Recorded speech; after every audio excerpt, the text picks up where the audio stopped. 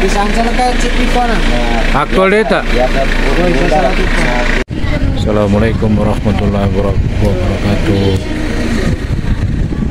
So dito tayo ngayon sa bayan ng North Upi, Maguindanao del Norte, sa kanilang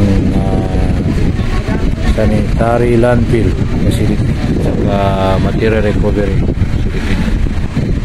Ito, makita natin yung proper na segregation ng basura. May bakal, bote, lata, karton, papel. So organize ya, organize. Ganito dapat yung may pakita natin na mabigay natin na aral sa ibang municipalities o city. Doon pa lang sa barangay yung mga basura, so dapat nakasegregate na siya. Yung mga di nabubulok, yung nabubulok, yung toxic waste, yun.